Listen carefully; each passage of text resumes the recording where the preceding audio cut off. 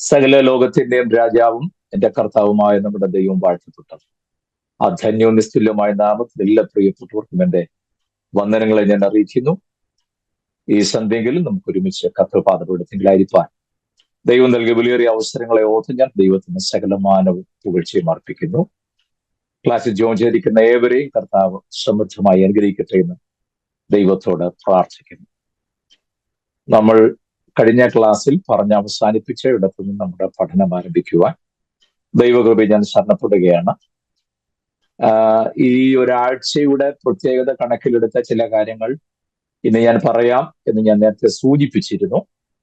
എന്നാൽ ഇപ്പോൾ ഞാൻ അതിന് ശ്രമിക്കുന്നില്ല. കാരണം അത് എല്ലാം കൊണ്ടും നല്ലത് അടുത്ത വെള്ളിയാഴ്ചയായിട്ട് പറയാമെന്ന് എനിക്ക് തോന്നുന്നു. കാരണം അടുത്ത വെള്ളിയാഴ്ച ഒരു ദുഃഖ വെള്ളിയാഴ്ച കൂടെ ആവുമ്പോൾ അന്ന് അത് പറഞ്ഞാൽ കുറെ കൂടെ നിങ്ങൾക്ക് ഗ്രഹിക്കാനും പഠിക്കാനും എളുപ്പമാകും എന്നുള്ളതിനാൽ ഇന്ന് ഞാൻ അതിനിപ്പോൾ ടൈം സ്പെൻഡ് ചെയ്യാനായിട്ട് ആഗ്രഹിക്കുന്നില്ല. കർത്താവ് നമ്മെ സഹായിക്കട്ടെ.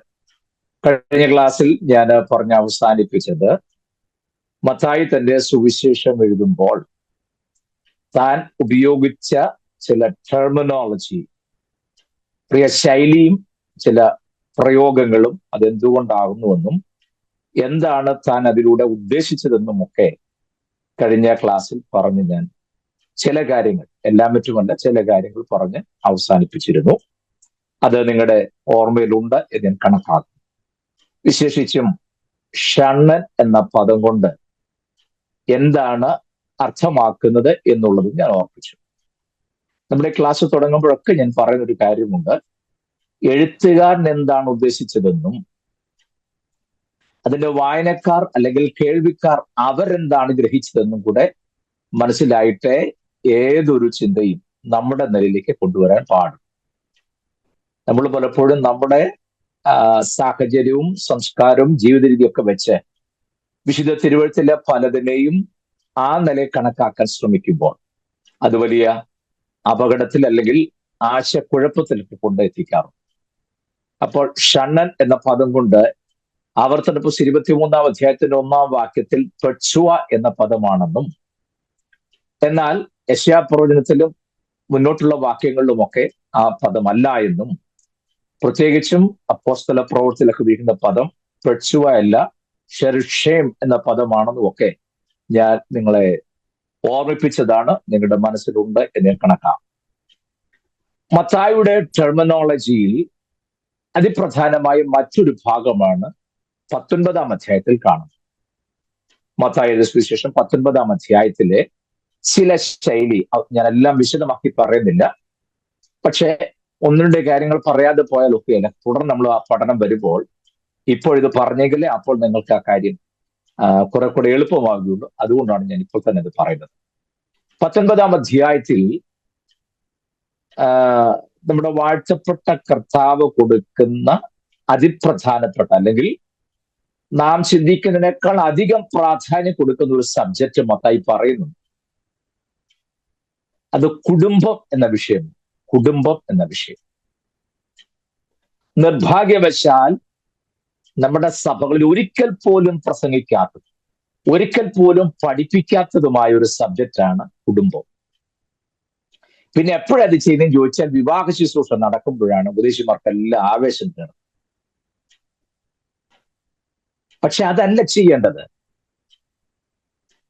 നിർബന്ധമായ കുടുംബം എന്താണെന്നും കുടുംബജീവിതം എന്താണെന്നും കടപ്പാടുകൾ എന്താണെന്നും ഉത്തരവാദിത്തങ്ങൾ എന്താണെന്നും ആ കുടുംബജീവിതത്തിൽ തിരുവഴുത്തിന്റെ അടിസ്ഥാനം എന്താണെന്നും ഒക്കെ വളരെ വിശദമായി ദൈവവചനത്തിൽ നിന്നും തെളിവോടുകൂടെ ജനത്തിന് പകർന്നു കൊടുക്കുക എന്നുള്ളത് ഒരു ശുശ്രൂഷകന്റെ അതിഗൗരവമുള്ള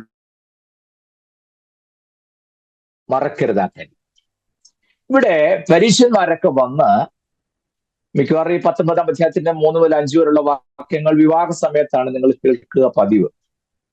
പരീക്ഷന്മാരടുത്ത് വന്ന് ഏത് കാരണവും ചൊല്ലി ഭാര്യ ഉപേക്ഷിക്കുന്നത് വിഹിതമോ എന്ന് അവനെ പരീക്ഷിച്ചു ചോദിച്ചു. കർത്താവ് അതിന് കൊടുക്കുന്ന മറുപടിയും അവിടെ കാണുന്നു. നിങ്ങൾ മനസ്സിലാക്കേണ്ട ഒരു കാര്യം, വിശുദ്ധ തിരുവെഴുത്തു പോലെ കുടുംബം എന്ന വിഷയത്തിന് പ്രാധാന്യം കൽപ്പിക്കുന്ന ഒരു ഗ്രന്ഥം വേറെയില്ല. ശ്രദ്ധിച്ചാലറിയാം. കുടുംബം അല്ലെങ്കിൽ കുടുംബ ജീവിതം എന്ന വിഷയത്തിന് ഇത്രമേൽ പ്രാധാന്യം കൽപ്പിക്കുന്ന മറ്റൊരു രചന വേറെയില്ല. പ്രത്യേകിച്ച് നമ്മുടെ വാഴ്ത്തപ്പെട്ട കർത്താവിനെ സംബന്ധിച്ചിടത്തോളം കുടുംബം എന്നുള്ളത് അതിപ്രാധാന്യം അർപ്പിക്കുന്ന ഒരു സംഗതി തന്നെയാണ്. ഉൽപ്പത്തി മുതൽ വെളിപ്പാട് വരെ നിങ്ങൾ നോക്കിയാൽ കുടുംബത്തിനും കുടുംബജീവിതത്തിന്റെ ഭദ്രതയ്ക്കും ഒക്കെ നൽകുന്ന ഉപദേശങ്ങൾ വളരെ വലുതാണ്. ഞാനിപ്പോ അത് വിശദീകരിച്ച് പോയി കഴിഞ്ഞാൽ ഈ ഇവിടുത്തെ പ്രതിപാദ്യ വിഷയം അവിടെ നിൽക്കും എന്നുള്ളത് കൊണ്ട് ഞാൻ അങ്ങോട്ട് നീങ്ങുന്നില്ല. പരീക്ഷന്മാർ തന്നെ പരീക്ഷിച്ച് ചോദിക്കുക, ഏത് കാരണം ചൊല്ലി ഭാര്യ ഉപേക്ഷിക്കുന്ന വിഹിതമോ? അതങ്ങനെ ചോദിക്കാൻ കാരണമുണ്ട്. ലൂക്കോസിന്റെ സുവിശേഷത്തിലോ മർക്കോസിന്റെ സുവിശേഷത്തിലോ നമ്മളത് കാണുന്നില്ല ഇത്ര ഇമ്പോർട്ടൻസ് കൊടുക്കുന്നത്. പക്ഷെ മത്തായി അത് വളരെ എംഫസിസ് ചെയ്ത് പറയും. വൈ? എന്തുകൊണ്ടാണ് മത്തായി അത്ര പ്രാധാന്യത്തോടെ അത് പറയാൻ കാര്യം? മനസ്സിലാക്കണം. ഇവിടെ നമ്മൾ ശ്രദ്ധിക്കണം, മത്തായി ആർക്കാണ് എഴുതുന്നത്, അതിന്റെ വായനക്കാരാരാണ്, അല്ലെങ്കിൽ കേൾവിക്കാരാരാണ്, അവരിത് വായിക്കുകയോ കേൾക്കുകയോ ചെയ്യുമ്പോൾ എന്താണ് മനസ്സിലാക്കുന്നത്? ഇതെപ്പോഴും നമ്മുടെ മനസ്സിലുണ്ടാകണേ. എല്ലായിടത്തും കയറി എല്ലാ വാക്യം കയറി വ്യാഖ്യാനിക്കരുത്. ഞാൻ ഓർപ്പിച്ചു, മത്തായി 100% ഫോക്കസ് ചെയ്തത് യഹൂദന്മാരെ മാത്രമാണ്. യഹൂദന്റെ പ്രമാണം അനുസരിച്ച് ഒരു വിവാഹം നടക്കുമ്പോൾ വിവാഹ ജീവിതത്തിലേക്ക് പ്രവേശിക്കുന്ന പെൺകുട്ടി നിർബന്ധമായും കന്യകയായിരിക്കണം. വളരെ സ്ട്രിക്റ്റ് ആയിട്ടുള്ള ഒരു ലോയാണ്. കന്യകയായിരിക്കണം. കന്യകയല്ല എന്ന് ബോധ്യം വന്നാൽ തിരുവഴുത്ത് പഠിച്ചു നോക്കുള്ള അവളെ വിസ്തരിച്ച കല്ലെറിഞ്ഞു കൊല്ലാനുള്ള അധികാരവും ഉണ്ട്. കണ്ടോ? അപ്പോൾ യഹൂദനെ സംബന്ധിച്ചുള്ള കന്യകാത്വത്തിനും ഒരു കുടുംബജീവിതത്തിലേക്ക് പ്രവേശിക്കുന്ന പെൺകുട്ടി കന്യകയായിരിക്കണം എന്ന വിഷയത്തിലും വളരെ പ്രാധാന്യം കൊടുക്കുന്നു. എന്നാൽ മർക്കോസ് സുവിശേഷം ഇത് ആർക്കാണ് ഞാൻ ഓർപ്പിച്ചു? റോമൻസിനെ ഉദ്ദേശിച്ചാണ്. ലൂക്കോസ് 100% ജെന്റൈൽ വേർഡിനെ ഫോക്കസ് ചെയ്താണ് ലൂക്കോസിന്റെ എഴുത്ത്. ജെന്റൈൽസിന് ഒരു വിവാഹത്തിലേക്ക് പ്രവേശിക്കുന്ന പെൺകുട്ടി കന്യകയായിരിക്കണമെന്ന റിട്ടൺ ലോ ഇല്ല. മനസ്സിലാകുന്നുണ്ടോ? അതുകൊണ്ട് തന്നെ ആ കാര്യത്തെക്കുറിച്ച് ലൂക്കോസ് പ്രാധാന്യം കൽപ്പിക്കുകയോ എംഫസിസ് ചെയ്ത് പറയുകയോ ചെയ്യുന്നില്ല. പക്ഷെ മത്തായിയെ സംബന്ധിച്ചോളം താൻ അഡ്രസ് ചെയ്യുന്ന ആളുകൾ, ജനത ഏതാണ്, തന്റെ വായനക്കാർ കേൾവിക്കാർ ആരാണ് എന്നുള്ള തിരിച്ചറിവുള്ളത് കൊണ്ട് തന്നെ ആ വിഷയം അവിടെ ഫോക്കസ് ചെയ്ത് മത്തായി സംസാരിക്കുന്നുണ്ട്. അതൊരു ചെറിയ വിഷയമല്ല. ഇപ്പോൾ അതെടുത്തിട്ടാണ് നമുക്ക് നമ്മുടെ സബ്ജക്റ്റ് മുന്നോട്ട് കൊണ്ടുപോകാൻ പറ്റാത്തത്. അപ്പോൾ യാതൊരു കാരണവശാലും ഏത് കാരണം പറഞ്ഞും ഉപേക്ഷിക്കാൻ പാടില്ല എന്നും, ഇനി കന്യകയല്ല എങ്കിൽ അവൾ ഉപേക്ഷിക്കാമോ എന്നൊക്കെയുള്ള അർത്ഥം വെച്ചുകൊണ്ടൊക്കെയാണ് പരീക്ഷ ചോദ്യമായിട്ട് വരുന്നത്. അത് വേറെ കാര്യം. അപ്പോൾ അവിടെ കർത്താവിനെ പരീക്ഷിച്ച് ചോദിച്ചതാ. അല്ലെ, ഇവർക്ക് അറിയണോ താല്പര്യമായിട്ടൊന്നുമല്ല. നസ്രായിന്റെ മറുപടി എന്തെന്ന് അറിയണം. അതറിഞ്ഞിട്ട് വേണമല്ലോ കർത്താവ് കുരുക്കാൻ. അതിനുവേണ്ടി ചോദിച്ചെന്ന് മാത്രമേ ഉള്ളൂ. ഞാനിപ്പോൾ ആ കാര്യം അധികം അങ്ങോട്ട് വിശദമാക്കി പോകുന്നില്ല. പക്ഷെ മനസ്സിലാക്കേണ്ട കാര്യം, യാതൊരു കാരണം പറഞ്ഞും ഭാര്യയെ ഉപേക്ഷിക്കാൻ ദൈവവചനം അനുശാസിക്കുന്നില്ല. അങ്ങനെ ചെയ്താൽ താൻ അതിനുശേഷം മറ്റൊരു വിവാഹത്തിലേക്ക് പോയാൽ 100% അത് വ്യഭിചാരമാകുന്നു എന്ന് തിരുവചനം പഠിപ്പിക്കുന്നു എന്നുള്ളതാണ്. ഓക്കെ, ഇപ്പോൾ നമ്മുടെ സബ്ജക്റ്റ് അല്ലാത്തത് കൊണ്ട് ഞാൻ ആ ഭാഗത്തേക്ക് നിൽക്കുന്നില്ല. ശ്രദ്ധിച്ചു നോക്കിയാൽ മറ്റൊരു കാര്യം നമുക്ക് മനസ്സിലാകും. മത്തായി ഈ കാര്യം എഴുതുമ്പോൾ ഇവര് റോമൻ ഭരണത്തിന്റെ കീഴിലാണ്. ഈ പറയുന്ന ലോ എന്ന് അവർക്ക് ബാധകമല്ല. അവരതൊട്ട് ശ്രദ്ധിക്കുന്നുമില്ല. എന്നാൽ നമ്മൾ മനസ്സിലാക്കേണ്ട ഒരു രഹസ്യമുണ്ട്. ഞാൻ പറഞ്ഞല്ലോ, 100% മത്തായി ആരെയാണ്? യഹൂദരെയാണ് ഫോക്കസ് ചെയ്യുന്നത്.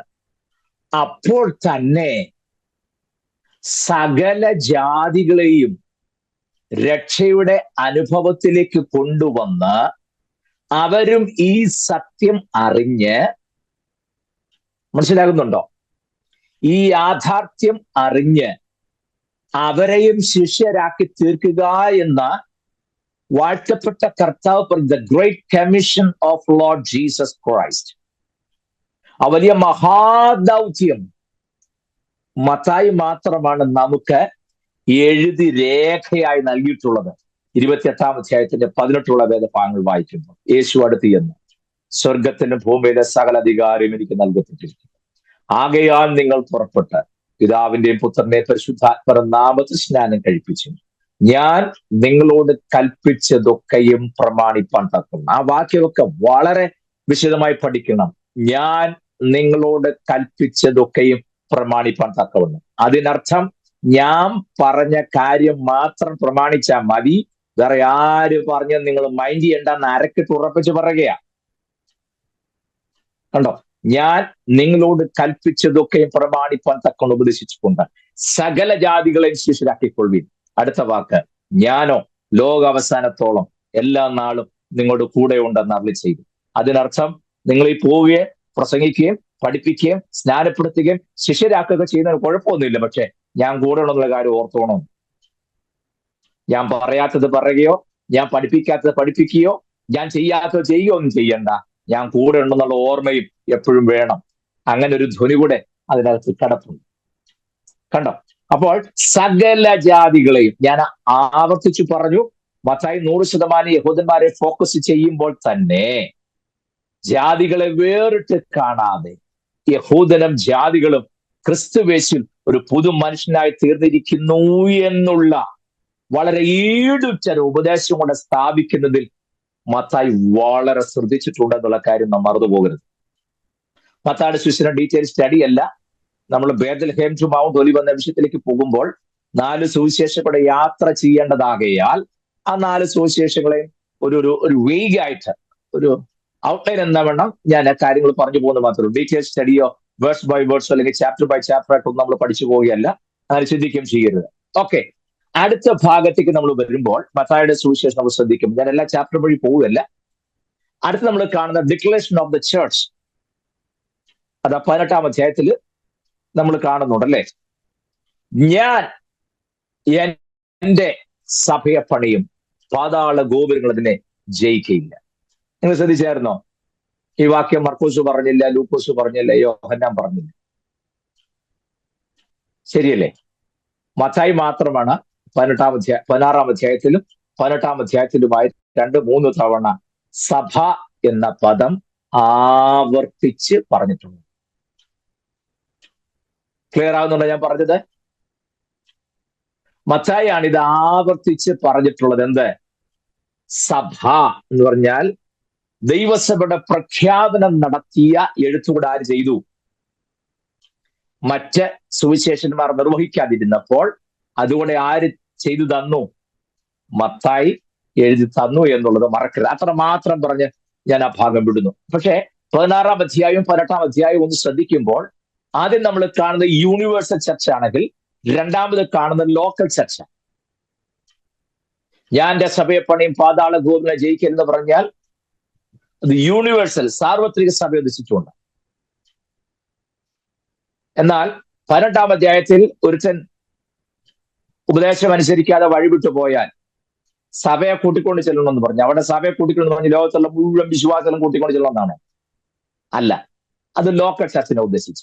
അപ്പോൾ നിങ്ങൾക്ക് അർത്ഥ വ്യത്യാസം പിടികിട്ടിട്ടുണ്ട് എന്ന് വിശ്വസിക്കുന്നു. യൂണിവേഴ്സൽ ചർച്ചും ലോക്കൽ ചർച്ചും രണ്ടിന്റെ പ്രഖ്യാപനം ആര് നടത്തുന്നു?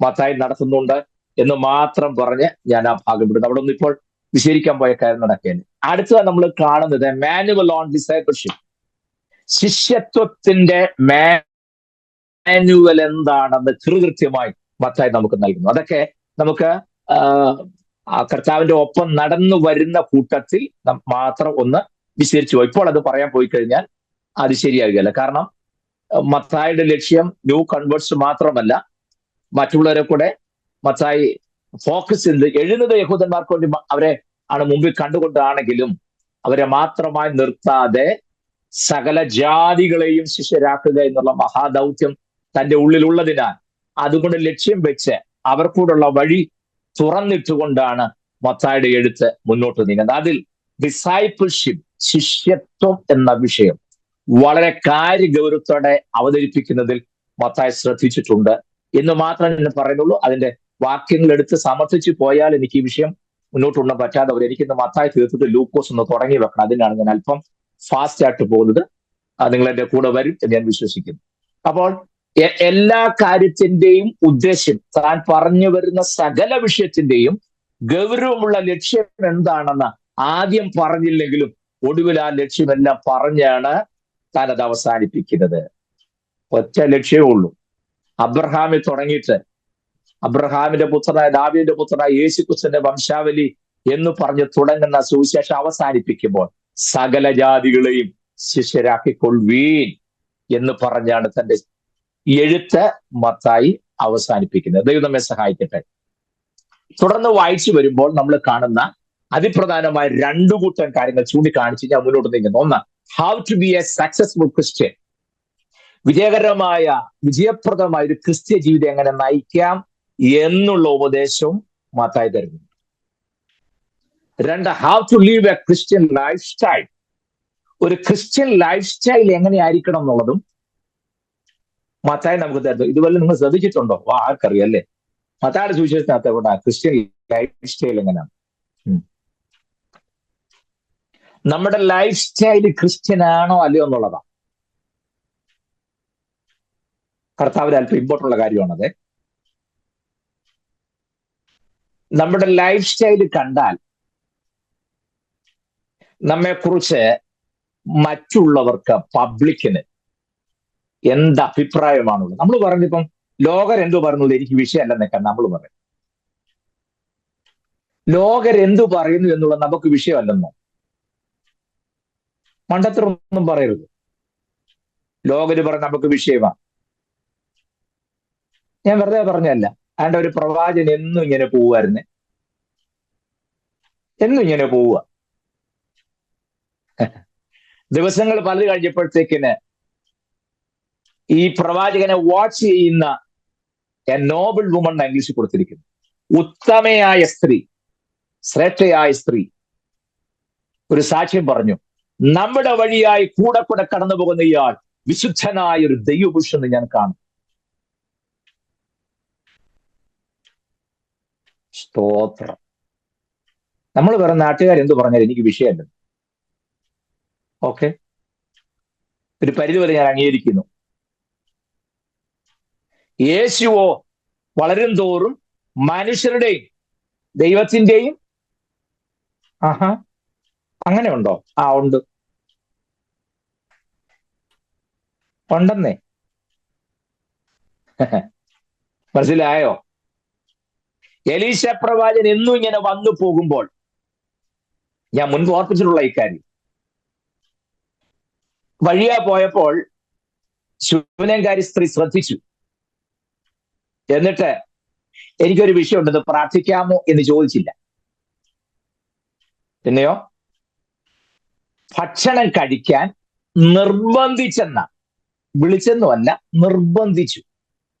എലീശ ഒരാളെ വിളിച്ച് അവിടെ, അയ്യോ നാളെ ക്ഷീണിച്ച് ഞാൻ ആബേൽ മെഹോൽ എന്ന് വരുന്ന വരവല്ലേ, ഇപ്പൊ കർമ്മേൽ വരെ പോകുമ്പോൾ ക്ഷീണിച്ചു പോകും, എവിടുന്നെങ്കിലും തുള്ളി വെള്ളം കിട്ടിയാമെന്ന് ഇങ്ങനെ ഒന്ന് പ്രാർത്ഥിച്ചും ദൈവകൃപയിൽ ആശ്രയിച്ചും വന്നപ്പോഴാ സഹോദരി വിളിച്ചത്. ദൈവത്താൽ വന്നതാണെന്ന് പറഞ്ഞ് വിളി കേട്ട ഉടനെ രക്തം ജയം ഗ്ലോറി പറഞ്ഞ് എലീശ വീട്ടിൽ ചെന്ന് കയറിയില്ല. സ്തോത്രം. നിർബന്ധിച്ചു. അല്ലെ, ദൈവം ഒരിക്കൽ വഴിയാന്ന് പറഞ്ഞ് അന്നേരം ചാടി കയറി പോകാതെ നിർബന്ധിച്ചപ്പോൾ എലീശ കയറി ഫുഡ് കഴിച്ചു. കാരണം രണ്ടുപേർക്കും ബോധ്യമാണ്. എലീശയ്ക്ക് ആ സ്ത്രീയെ കുറിച്ചും ബോധ്യം വേണം, ഈ സ്ത്രീക്ക് എലീശയെ കുറിച്ചും ഒരു കൺവിക്ഷൻ വേണം. അതിന് ഒരു ദിവസം കയറി ഫുഡ് കഴിച്ചപ്പോൾ മനസ്സിലായി ഇവനെ വീട്ടിൽ കയറ്റാൻ കൊള്ളാവുന്ന. സ്തോത്രം. ഡൈനിങ് ടേബിളൊക്കെ വളരെ സൂക്ഷിക്കേണ്ട ഇടമാണ്. മനസ്സിലാവുന്നുണ്ട്? ഫുഡ് കഴിച്ചപ്പോൾ ഇവള് ശ്രദ്ധിക്കുക ഈ എലീശയുടെ വേ ഓഫ് ടോക്കിംഗ് എങ്ങനെയാണെന്നുള്ളത്. മനസ്സിലായി. പുറമേ ഉള്ള പ്രകടനം മാത്രമല്ല, ലൈഫ് കൊണ്ടത് പിടികിട്ടി. അതുകൊണ്ടാണ് പിന്നെ ആ വഴിക്ക് പോകുമ്പോഴേക്കും അവൻ ആ വീട്ടിൽ കയറി ഭക്ഷണം കഴിക്കും. എന്നെ ചിന്തിപ്പിച്ച ഒരു കാര്യം ഞാൻ പറയാം. അവിടെ പറഞ്ഞൊരു വാചകം നിങ്ങൾ ശ്രദ്ധിക്കണേ. എലീശ പ്രവാചകനല്ലേ? അല്ലേ? നിങ്ങളൊരു അനങ്ങുകയും മുണ്ടും ഒന്നും ചെയ്യുന്നില്ല. വീഡിയോയിലൊക്കെ എല്ലാവരും കാണുന്നുണ്ടെങ്കിലും സ്ഥാപിച്ചാണേലും വല്ലതും പറയുന്നു ഞാൻ വിചാരിച്ചു, മിണ്ടുന്നില്ല. ശ്രദ്ധിച്ചേ, അദ്ദേഹം ഒരു പ്രവാചകനല്ലേ? അതെ. പക്ഷെ ഈ സ്ത്രീ പറഞ്ഞ വാചകം നിങ്ങൾ ശ്രദ്ധിച്ചോ? നമ്മുടെ വഴിയായി കൂടെ കൂടെ കടന്നു പോകുന്ന ഇയാൾ തീപ്പൊരി പ്രവാചകനാണ് ഞാൻ അറിയുന്നു എന്നാണോ? അല്ലല്ലോ. പിന്നെന്താ പറഞ്ഞേ?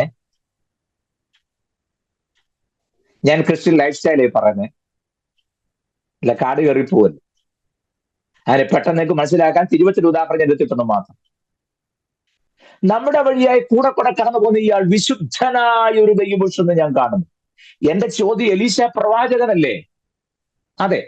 അപ്പൊ ന്യായമായിട്ട് പറയേണ്ടത് നമ്മുടെ വഴിയായിട്ട് പോകുന്ന ഈ പ്രവാചകൻ, അയ്യോ ഒരു താരമാണ് കേട്ടോ. അടുത്ത 3 ദിവസം ഉപവാസം വെക്കണം, പുള്ളിയച്ഛനെ വിളിക്കണം. ഈ സഹോദരി ഭർത്താവിനെ വിളിച്ചു പറഞ്ഞോ, ഈ ഇതുവഴി പോകുന്ന പ്രവാചകനുണ്ടല്ലോ, അയ്യോ ആരെന്നറിയോ, നമുക്ക് ഉടൻ തന്നെ ഒരു 3 ദിവസം യോഗം വെച്ച് പുള്ളി യോഗത്തിന് വിളിക്കണം കേട്ടോ എന്നാണോ പറഞ്ഞേ? അല്ലെന്നേ. ആ പ്രയോഗം ശ്രദ്ധിക്കണം. നമ്മുടെ വഴിയായി കൂടെ കൂടെ കടന്നു പോകുന്ന ഇയാൾ വിശുദ്ധനായ ഒരു ദൈവപുരുഷനെ ഞാൻ കാണുന്നു എന്ന് പറഞ്ഞാൽ, എലീശയിലുള്ള പ്രവചനത്തിലല്ല ഈ സ്ത്രീ ആകൃഷ്ടയായത്, മറിച്ച് തന്റെ വിശുദ്ധ ജീവിതത്തിലാണ് ഈ ശൂന്യംകാരി സ്ത്രീ ആകൃഷ്ടയായത്. മറന്നു പോകരുത്. സ്തോത്രം. അവള് പറഞ്ഞത് എലീശ കറവീർന്ന പ്രവാചകനാണെന്നല്ല പറഞ്ഞത്. നമ്മുടെ വഴിയായി കൂടെ കൂടെ കടന്നു പോകുന്ന ഇയാൾ വിശുദ്ധനായ ഒരു ദൈവ പുരുഷനെ ഞാൻ കാണുന്നു. That means she was attracted by his holiness, not by his prophecy. മനസ്സിലായോ? അവന്റെ പ്രവചനം കണ്ട് ആകർഷിയായതല്ല, അവന്റെ വിശുദ്ധി കണ്ടിട്ടാണ് ശൂന്യംകാരി സ്ത്രീ ആകർഷ്ടയായത്. മനസ്സിലാകുന്നുണ്ട്? നമുക്കിപ്പം പ്രവചനം കറക്റ്റ് ആണെന്നുണ്ടെങ്കിൽ ആള് വിശുദ്ധനാണെന്ന് നമുക്കറിയേണ്ട കാര്യം. നമ്മൾ എന്തിനാ അതൊക്കെ തിരക്കാൻ പോണേ? നമ്മളോട് പറഞ്ഞ കാര്യം കറക്റ്റ് ആണ്, നമ്മളോട് ഡീലിങ്സ് എങ്ങനെ, അത് നമ്മൾ തിരക്കപ്പെടും. അല്ലെ നമ്മളിപ്പം വരുന്ന ആളുടെ ചരിത്രം തപ്പി പോകേണ്ട കാര്യം തന്നെ. പുള്ളിക്ക് വല്ല വിശുദ്ധി കുഴപ്പമുണ്ടെങ്കിൽ അത് പുള്ളിയും ദൈവം കൂടെ തീർക്കട്ടെ. നമ്മളെന്താ അതൊക്കെ തിരക്കി പോകുന്നത്? നമ്മുടെ രീതി അത്. സ്തോത്രം. പക്ഷെ ഇവിടെ അങ്ങനല്ല. കണ്ടോ, അവൾക്ക് പ്രവചനമൊന്നും വിഷയമല്ല. അവൾക്ക് ബോധ്യമായത്, കൺവിക്ഷൻ കിട്ടിയത് ഉറച്ച കാര്യത്തിന് വിശുദ്ധനായ ദൈവപുരുഷൻ. മനസ്സിലാകുന്നുണ്ടോ? ഏലിയാവ് ചെയ്തതിന്റെ ഇരട്ടി ചെയ്ത കക്ഷിയായി പോണം അല്ലേ? പിന്നെ ഏലിയാവ് എവിടെ അവസാനിപ്പിച്ചോ അവിടെ എലീശ തുടങ്ങുന്നത്. രംഗം നിങ്ങൾ മനസ്സിലാലോചിച്ച് നോക്കിയേ. ഇത് പ്രാപിക്കാൻ പോണ പോക്ക് കണ്ടോ?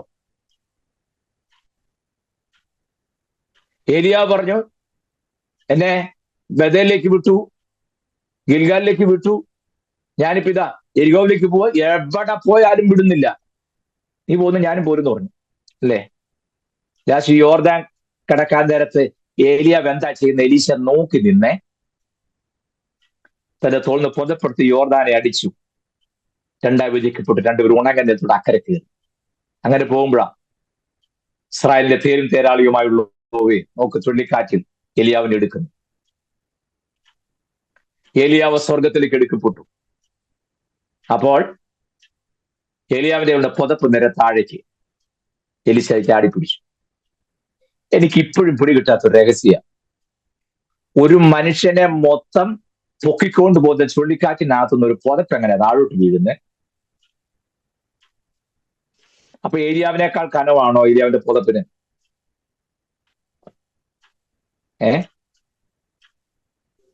ചിന്തിച്ചിട്ടുണ്ടോ? ഒരു മനുഷ്യനെ ഉടലോടെ പൊക്കിക്കൊണ്ട് പോകുന്ന ചുഴലിക്കാറ്റിനകത്തുനിന്ന് എങ്ങനെയാ ഒരു പുതപ്പ് താഴോട്ട് വീഴുന്നത്? സ്തോത്രം. ഞാനൊരു കാര്യം പറയാം. പ്രാപിക്കാൻ, ഏറ്റെടുക്കാൻ താല്പര്യത്തോടെ നിൽക്കുകയാണെന്നുണ്ടെങ്കിൽ, പ്രാപിക്കാൻ ഒരുത്തൻ താഴെ ഉണ്ടെങ്കിൽ ഒരു ചുഴലിക്കാറ്റും നിന്റെ പുതപ്പിനെ തടഞ്ഞു വെക്കുകയല്ല. മനസ്സിലായോ? സ്തോത്രം. നിനക്കുള്ള ചുഴലിക്കാറ്റിനകത്തുനിന്ന് നിന്റെ മേൽ വീണിരിക്കും. സ്തോത്രം. അത്ര പറയാതെ മറ്റു വശം ഒന്നും പറയാതെ നിങ്ങളൊന്ന് എൻകറേജ് ചെയ്യാൻ വേണ്ടി അത്രയും മാത്രം പറഞ്ഞ ആ ഭാഗത്തുനിന്ന് മുന്നോട്ട് നീങ്ങി. ശ്രദ്ധിച്ചേ. അപ്പോൾ ക്രിസ്ത്യൻ ലൈഫ് സ്റ്റൈൽ, നമ്മുടെ പോക്കും വരവും രീതിയൊക്കെ കണ്ടാൽ അത് ബോധ്യമാകണം. എനിക്കിപ്പം വിശ്വാസികളെക്കാൾ കൂടുതൽ കംപ്ലൈന്റ് ഉള്ളത് പാസ്റ്റർമാരെ കുറിച്ച്. ഞങ്ങളുടെ കാര്യം നിങ്ങൾക്ക് സന്തോഷമാകും. ഈ വേദിയിൽ വരുന്ന രീതി നിങ്ങൾ കണ്ടിട്ടുണ്ടോ? ഇപ്പൊ പ്രസംഗിക്കാൻ വരികയാണോ, നമ്മളെ തല്ലാൻ വരികയാണോ എന്നുള്ള. ഞാൻ തമാശ പറഞ്ഞല്ല. ഇപ്പൊ സ്റ്റൈലെല്ലാം കീറുന്നെല്ലാം പിണറായി വിജയൻ ഉടുക്കുന്നതിനേക്കാൾ വടി പോലത്തെ മുണ്ട ഉടുക്കുള്ളൂ. അത് ഉടുത്തിട്ട് ഫുൾ കൈ ഷർട്ടായിരിക്കും, പക്ഷെ അത് മസിലിന്റെ മേളിൽ വരെ മടക്കി വെക്കുക. സ്വോത്രം. നിങ്ങൾ വിചാരിക്കുന്ന അതിനകത്തൊക്കെ എന്നാ ഇരിക്കുന്നത്? ഇപ്പൊ എല്ലാം അങ്ങനെയാ. എല്ലാവരും കൈ അങ്ങോട്ട് മടക്കി മടക്കി മടക്കി ഇവിടെ വരെ വെച്ചിട്ട്, എന്നാ അവിടെ കാനോച്ചൻ അത് ഹാഫ് ഫുൾ ഷർട്ട് വരുന്നത്, എന്റെ കൈ മടക്കിയിട്ടൊന്നുമില്ല, അരക്കൈ ഷർട്ട്, എത്ര മാന്യമായിട്ട്. ഇതങ്ങനെ ചെയ്യല്ല. ഫുൾ കൈ ഷർട്ട് തന്നെ മടക്കി മടക്കി മടക്കി കയറ്റി വെച്ചിട്ട്. ഇവൻ ഡിവൈഫൈക്കാരനാണോ സുവിശേഷകനാണോ എന്ന് ഒരു പിടിയില്ല. ഇപ്പൊ ഒരു പ്രസംഗവും വാചകശൈലിയും കസത്തും ഒക്കെ ഭയങ്കര ഇല്ലെന്നൊന്നും ഞാൻ പറയുന്നില്ല. എനിക്കൊരു കാര്യം മനസ്സിലായി, ഏത് വേഷവും കെട്ടാവുന്ന ഒരു വേദി ഉണ്ടെങ്കിൽ സുവിശേഷത്തിന്റെ വേദി മാത്രമേ ഉള്ളൂ. സങ്കടം കൊണ്ടാണ് ഞാൻ ഇത് പറയുന്നത്. ഏത് രൂപത്തിലും വരാം. ടീഷർട്ട് ഇട്ടുകൊണ്ട് വേണമെങ്കിൽ അങ്ങനെ വരാം, അല്ലേ? ആ തൃശ്ശൂർ കടുവാകളിക്ക് ആൾക്കാർ വേഷം ഇടുന്ന വേഷമൊക്കെ ഇട്ടുണ്ടല്ലേ കർത്തൃമേശ നടത്താനൊക്കെ വരുന്നത്. സോദരം, പറഞ്ഞിട്ട് കാര്യമില്ല. കാരണം ചെയ്യുന്ന ശുശ്രൂഷയുടെ ഘനം ഇവന് ബോധ്യമായിട്ടില്ല. ഒന്നാമത് ഇവനെ ഇതിന് വിളിച്ചിട്ടില്ല. അത് നമ്മൾ പിന്നെ പറഞ്ഞാൽ നമ്മളെ ഓടിച്ചിട്ട് തല്ലിക്കൊല്ലും. അവൻ വിളിച്ചിട്ടുണ്ടെങ്കിൽ അവന്റെ വിളി എന്താണെന്നറിയും, അവൻ ചെയ്യുന്ന ശുശ്രൂഷ എന്താണെന്നറിയും. പുരോഹിത വസ്ത്രത്തെ കുറിച്ചൊക്കെ പഠിച്ചു നോക്കണം, വേദവസ്തു വല്ലതും ഉണ്ടോ ഇല്ലെന്നും. നമ്മൾ പറഞ്ഞതല്ല, ന്യായപ്രമാണത്തിന്റെ ഏതൊക്കെ ഭാഗങ്ങളുണ്ട്, ഏതാണ് നിവൃത്തിയായത്, ഏതാണ് നിവൃത്തിയാകാനുള്ളത്. വാഴ്ചപ്പെട്ട കർത്താവ് ഞാൻ നീക്കാനല്ല നിവർത്തിക്കാനാണ് വന്നത്. ഏതാണ് ഉദ്ദേശിച്ചത്? ന്യായപ്രമാണം എന്ന് പറഞ്ഞ എല്ലാ ഒരു പുസ്തകം പറഞ്ഞുകൊണ്ടായി ഇരിക്കുന്നത്. പറഞ്ഞത് ഏതിനെ ഉദ്ദേശിച്ചാണ്? അത് കേട്ടവർക്ക് എന്തു മനസ്സിലായി? നമ്മൾ ഇന്നും ഇതിനകത്ത് അംഗീകരിക്കേണ്ടതും അനുശാസിക്കേണ്ട കാര്യം ഏതാണുള്ളത്? നിവർത്തിച്ചു എന്ന് പറഞ്ഞ് ആ ന്യായപ്രമാണത്തിന്റെ ഏത് പോർഷനാണ്? ഇതൊന്നും വകതിരിച്ച് നമുക്ക് അറിയത്തുമില്ല, നമ്മൾ നോക്കുന്നുമില്ല. സ്വോത്രം. നമ്മളെല്ലാം പുതിയ നിയമ വിശ്വാസികളാന്ന് പറഞ്ഞാൽ അങ്ങനെ പുതിയ നിയമം ഒന്നും പറഞ്ഞ ഒരു നിയമം ഇല്ലല്ലോ. ഉണ്ടോ? പഴയ ഉടമ്പടിയും പുതുക്കിയ ഉടമ്പടിയും റിന്യൂ ചെയ്തിട്ടേ ഉള്ളൂ. പഴയത് മാറ്റി പുതിയ സ്ഥാപിക്കുകയല്ല.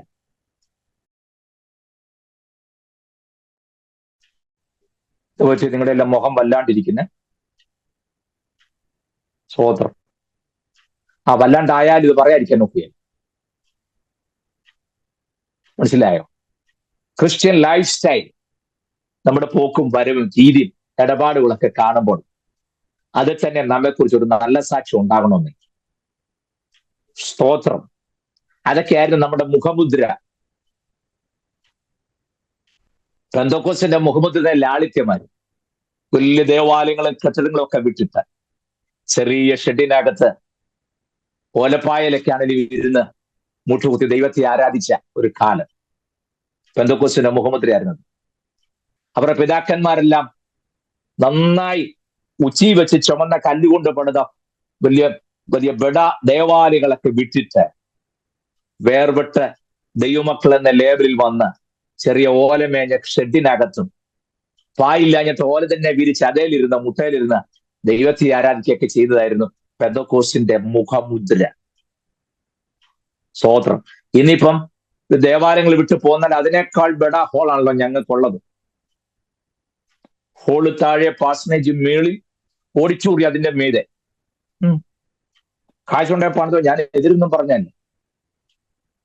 വലിയ ഹോള് പണിത് ഞാൻ എതിരുമല്ല. പക്ഷെ ആരെങ്കിലും അതിനകത്ത് ഇരിക്കാൻ വേണം. സ്തോത്രം.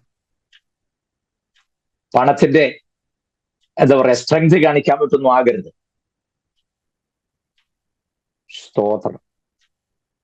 ഫൈനാൻഷ്യൽ സ്റ്റുവാർഷിപ്പിനെ കുറിച്ചൊക്കെ പറഞ്ഞാൽ അടുത്ത ക്ലാസ് നിങ്ങൾ ആരും കാണുക എന്ന് എനിക്കറിയാം. അവിടെ ഞാൻ ആ ക്ലാസ്സിൽ ആ വിഷയത്തിലേക്ക് പോകുന്നേ ഞാൻ മടങ്ങി വരുന്നു.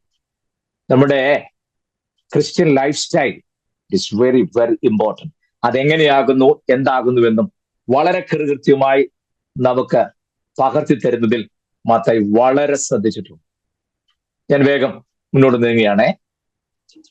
നമുക്ക് കാരണം പെട്ടെന്ന് ലൂക്കോസ് സുവിശേഷം വരണം, അതുകൊണ്ട് തുടങ്ങി വെച്ചെങ്കിലും ഒരു കാര്യം പറഞ്ഞാൽ മത്തായിയുടെ സുവിശേഷം അവസാനിപ്പിക്കുക. മത്തായിയുടെ ടെർമിനോളജിയിൽ പിന്നീട് താൻ ഉപയോഗിച്ച അതിപ്രധാനമായ ഒരു പദപ്രയോഗമാണ് കിങ്ഡം ഓഫ് ഗോഡ്, ദൈവരാജ്യം. വളരെ വളരെ വിലപ്പെട്ടതും വളരെ ഡീപ്പായി പഠിക്കേണ്ടതുമായ ഒരു സബ്ജക്റ്റാണ് കിങ്ഡം ഓഫ് ഗോഡ്. അത് പറഞ്ഞത് ആരാണെന്ന് ആദ്യം ഓർക്കുക, അത് കേട്ടത് ജനം ഏതാണെന്ന് മനസ്സിലാക്കുക, പറഞ്ഞയാൾ ഉപയോഗിച്ച ശൈലി എന്താണ്, പദപ്രയോഗം എന്താണ്, കേട്ടവർക്ക് ഇത് കേട്ടപ്പോൾ എന്താണ് മനസ്സിലായത് എന്നിത്യാദി കാര്യങ്ങൾ എപ്പോഴും നാം തിരിച്ചറിഞ്ഞു വേണം ആ ഭാഗങ്ങൾ ചിന്തിക്കുകയും പഠിക്കുകയും ചെയ്യാം. ദൈവരാജ്യം എന്ന് പറയുമ്പോൾ നമ്മൾ മനസ്സിലാക്കേണ്ട ഒരു അതിപ്രധാനമായ സംഗതി, യഹൂദനെ സംബന്ധിച്ചോളം അവന്റെ ഒരു വലിയ എക്സ്പെക്ടേഷനാണ്, വലിയൊരു എക്സ്പെക്ടേഷനാണ്. കാരണം അവരോടുള്ള ദൈവത്തിന്റെ വാഗ്ദത്തം അനുസരിച്ച് പ്രത്യേകിച്ചും ദാവീദിനോട് പറഞ്ഞു, നിന്റെ തലമുറയിൽ ഈ സിംഹാസനത്തിൽ ഇരിപ്പാൻ ഒരുവനില്ലാതെ വരികയില്ല, അത് ശാശ്വതമായും തലമുറയായി എന്നേക്കുമുള്ളതായിരിക്കും, ഒരു തലമുറ ഉണ്ടായിരിക്കും എന്നേക്കുള്ള ദൈവത്തിന്റെ വാഗ്ദത്തമുണ്ട്. അപ്പോൾ യഹൂദനെ സംബന്ധിച്ചിടത്തോളം വാഴ്ത്തപ്പെട്ട കർത്താവ് ഇത് പറയുമ്പോൾ അവന്റെ ഒരു പ്രതീക്ഷ, ഒരു രാജാവ് വരും, ആ രാജാവ് ഒന്ന് ശാശ്വതമായ രാജ്യം സ്ഥാപിക്കും, ഞങ്ങളുടെ പ്രശ്നങ്ങളൊക്കെ തീരും, അതോടെ ഞങ്ങൾ സ്വസ്ഥരാകും, സമാധാനമുണ്ടാകും. ആ നാളിന് വേണ്ടിയാണ് യഹൂദൻ കാത്തിരിക്കുന്നത്. പക്ഷേ നമ്മുടെ വാഴ്ത്തപ്പെട്ട കർത്താവ് തന്റെ രാജ്യം സ്ഥാപിക്കാൻ അതിന് മുന്നോടിയായിട്ടാണ് സ്നാപക യോഹന്നാനെ വിട്ടത്. സ്നാപക യോഹന്നാനും വന്നു പറഞ്ഞു, ദൈവരാജ്യം സമീപിച്ചിരിക്കുന്നു, മനസാന്തരപ്പെട്ടോളം പറഞ്ഞു.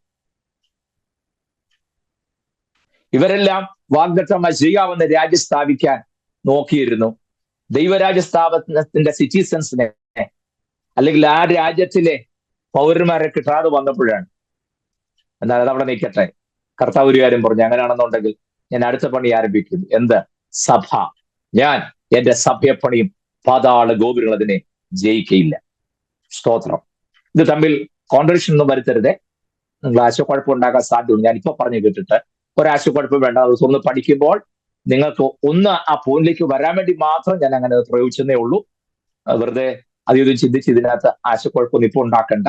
നമ്മൾ ഒരുമിച്ച് കർത്താവിടെ നടന്നു വരുമ്പോൾ ഈ ദൈവരാജ്യത്തെ കൂടെ വരുന്നുണ്ട്. അപ്പോൾ ഞാനത് കുറെ കൂടെ വിശദമാക്കി തരാം. എന്തെങ്കിലും സംശയം ഉണ്ടെങ്കിൽ അപ്പോൾ നമുക്കത് ക്ലാരിഫൈ ചെയ്യാം എന്ന് ഞാൻ ദൈവസ്വനത്തിൽ ആഗ്രഹിക്കുന്നു.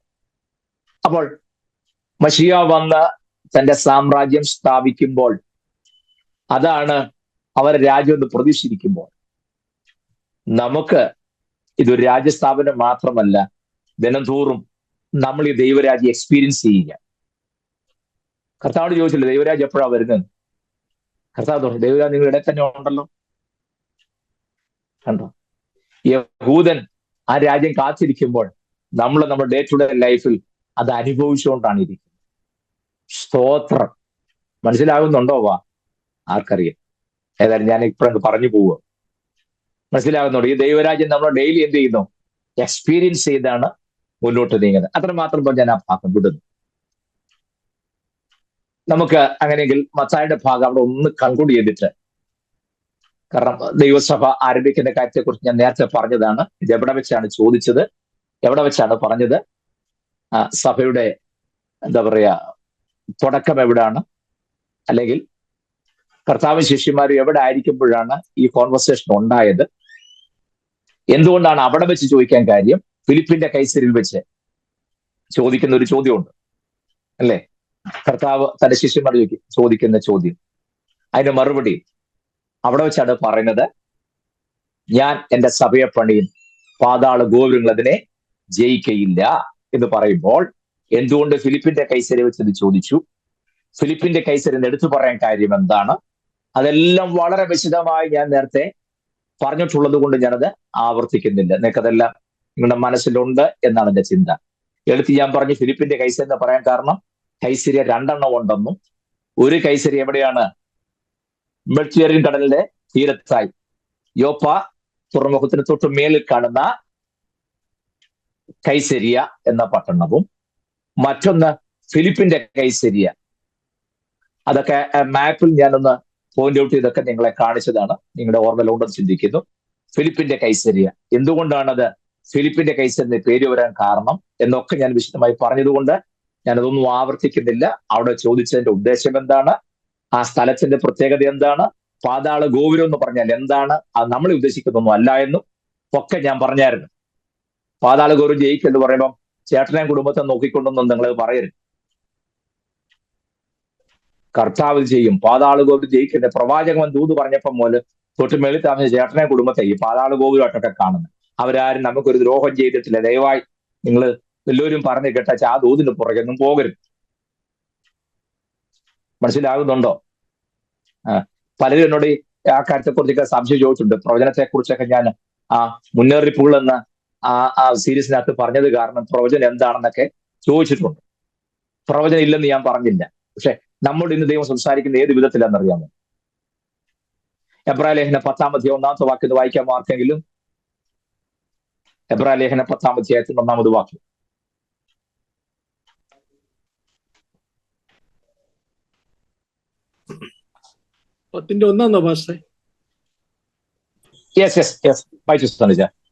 ന്യായപ്രമാണം വരുവാനുള്ള നന്മകളുടെ നിഴലല്ലാതെ കാര്യങ്ങളുടെ സാക്ഷാൽ സ്വരൂപമല്ലായികൊണ്ട് ആണ്ടുതോറും ഇടപെടാതെ കഴിച്ചു വരുന്ന അതേ യാഗങ്ങളാൽ അടുത്തു വരുന്നവർക്ക് സൽഗുണപൂർത്തി വരുത്തുവാൻ ഒരു നാളും കഴിവുള്ളതല്ല. മതി. ഇനി 1-ന്റെ 1 വായിച്ചേ.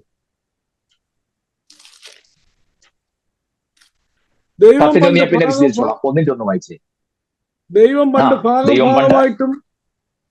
ഭാഗമായിട്ടും വിവിധമായിട്ടും പ്രവാചകന്മാർ മുഖാന്തരം പിതാക്കന്മാരോട് അരുളി ചെയ്തിട്ട് ഈ അന്ത്യകാലത്തെ പുത്രൻ മുഖാന്തരം നമ്മോട് അരുളി ചെയ്തിരിക്കുന്നു. അവനെ താൻ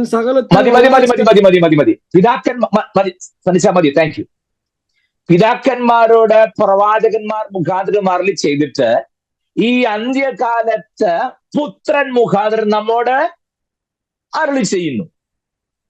അങ്ങനല്ലേ വാക്യം? ഞാൻ പറഞ്ഞ ശരിയാണോ?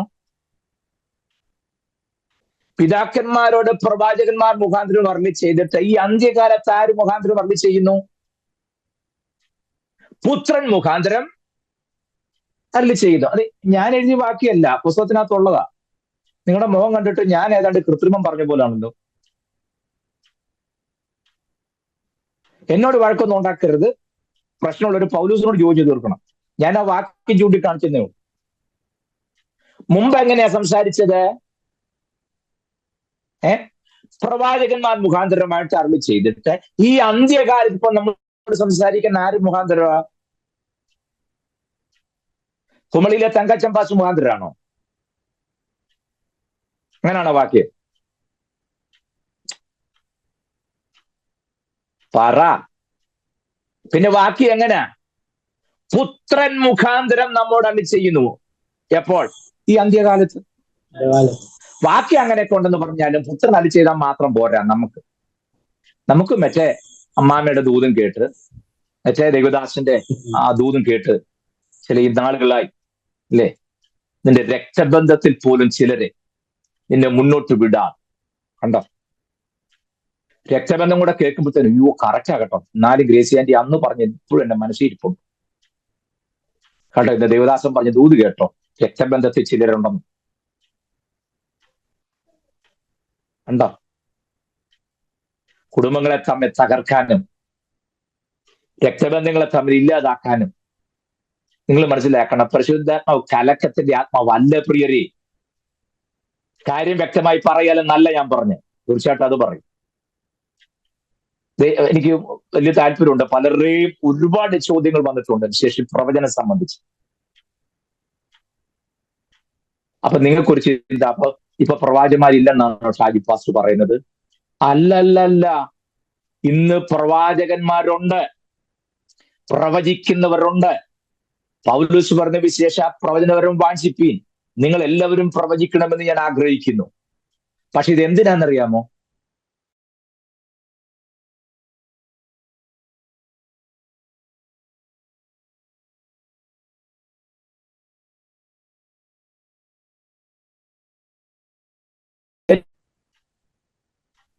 ഞാൻ പത്തനാപുര ഹരിയേക്കാൾ ഡിമാൻഡ് ഉണ്ട് നമ്മുടെ ഇടയിലെ ജ്യോത്സ്യന്മാർ, യാതൊരു സംശയമില്ല. കവടി ഇല്ലെന്ന് മാത്രമേ ഉള്ളൂ, ബാക്കിയെല്ലാം ഉണ്ട്. അവര് പറയുമ്പോൾ രീതിയും കാര്യങ്ങളും ശൈലിയും കാര്യങ്ങളും എല്ലാം. ഞാൻ പ്രവചനത്തിനെതിരായിട്ട് പറഞ്ഞതല്ല, പ്ലീസ്. പ്രവചനം എന്തെന്ന് ചോദിച്ചാൽ ദൈവസഭയുടെ ആത്മീക വർധനവിന് വേണ്ടി മാത്രം. നിങ്ങളെന്നോട് യോജിക്കുമില്ലെന്ന് എനിക്ക് അറിഞ്ഞുകൂടാ. പ്രവചന ശുശ്രൂഷയുടെ ഉദ്ദേശം എന്താണ്? It is only for the spiritual edification of the church. മനസ്സിലാകുന്നുണ്ടോ? It is only for the spiritual edification of the church. ദൈവസഭയുടെ ആത്മീക വർധനവിന് വേണ്ടിയിട്ടുള്ളതാണ് പ്രവചന ശുശ്രൂഷ. മനസ്സിലാകുന്നുണ്ടോ? എല്ലാവരും സ്റ്റക്കായിരിക്കുന്ന പോലെ എനിക്ക് തോന്നുന്നു. അതോ ഞാനാണോ സ്റ്റക്കായത്? ഓക്കെ, എല്ലാവരും ഉണ്ടെന്നുള്ള വിശ്വാസത്തോടെ ഞാൻ മുന്നോട്ട് നീങ്ങുകയാണേ. അപ്പോൾ നമ്മുടെ Christian life style, it is very very important, വളരെ ഇമ്പോർട്ടൻറ്റ്. ദൈവരാജ്യം എന്ന വിഷയം കർത്താവ് ഇവിടെ സ്ഥാപിക്കുമ്പോൾ, അല്ലെങ്കിൽ അതിനെക്കുറിച്ച് പറയുമ്പോൾ, ആ ടെർമിനോളജി താൻ ഉപയോഗിക്കുമ്പോൾ, ഓരോ ദിവസവും നാം ഇത് എക്സ്പീരിയൻസ് ചെയ്തുകൊണ്ടിരിക്കെ യഹൂദന്മാർ ഇന്നും വാഗ്ദത്ത മെസ്സിയുടെ വരവിന് വേണ്ടി കാത്തിരിക്കും. ഞാൻ ആ ഭാഗം പറഞ്ഞ് ആ വിഷയം അവസാനിപ്പിച്ച് നമുക്ക് അടുത്ത പുസ്തകത്തിലേക്ക് ഒന്ന് പ്രവേശിക്കാം എന്നുള്ള ചിന്തയോടെയാണ് ഞാൻ നിലകൊള്ളുന്നത്. ഞാൻ പറഞ്ഞതിന്റെ കാര്യം നിങ്ങൾക്ക് ബോധ്യമാകുന്നുണ്ടോ? നമ്മുടെ ലൈഫ് സ്റ്റൈലും സക്സസ്ഫുൾ ക്രിസ്ത്യൻ ലൈഫും ഒക്കെ വളരെ കൃത്യമായി മത്തായി നമുക്ക് വരച്ച് കാണിക്കുന്നു എന്ന് മാത്രം പറഞ്ഞ് മത്തായിയുടെ സുവിശേഷത്തിന്റെ, അതുപോലെ തന്നെ മറ്റു ചില, അത് നമ്മൾ കർത്താവിനോടൊപ്പം സഞ്ചരിച്ചു വരുമ്പോൾ പറയേണ്ടതായതുകൊണ്ടാണ് അത് കഴിഞ്ഞുള്ള അധ്യായത്തിന്റെ കാര്യങ്ങളെക്കുറിച്ച് ഞാൻ ഇപ്പോൾ പറയാതിരിക്കുന്നത്. ദയവായി നിങ്ങൾ ഇത്രയും ഭാഗങ്ങൾ നമ്മൾ മത്തായിയുടെ സുവിശേഷം എന്ന വിഷയത്തെക്കുറിച്ച് ഒന്ന് ചിന്തിച്ച് അവിടെ അവസാനിപ്പിക്കുന്നു. നമുക്ക് അടുത്ത പുസ്തകം ലൂക്കോസിന്റെ സുവിശേഷം. ലൂക്കോസിന്റെ സുവിശേഷം വേഗം തീർത്ത് യോഹന്നാന്റെ സുവിശേഷം എന്നോട് ചിന്തിച്ചിട്ട് വേണം നമുക്ക് യേശുക്രിസ്തുവിന്റെ ജനനം മുതൽ സ്വർഗാരോഹണം വരെ കർത്താവിന്റെ കൂടെ ഒപ്പം ഒന്ന് സഞ്ചരിക്കാം. അപ്പൊ ആ സഞ്ചാരത്തിന്റെ ഇടയിൽ ഈ 4 പുസ്തകത്തിന്റെ വിഷയം നമുക്ക് 2 സൈഡിൽ നിൽക്കണം, എങ്കിലേ മുന്നോട്ടുള്ള ആ പോക്ക് എളുപ്പമായി കിട്ടിയുള്ളൂ. അതിനുവേണ്ടി മാത്രം. ഓക്കെ, നമ്മള് വിശുദ്ധ തിരുവെഴുത്ത് തുറന്ന് ഒരു വാക്യം വായിച്ചുകൊണ്ട് നമ്മൾ പഠനം തുടരുകയാണ്. ലൂക്കോസ് ശേഷം 1-ാം അധ്യായം 1-2 വാക്യങ്ങൾ വേഗത്തിൽ നിന്ന് വായിക്കാമോ?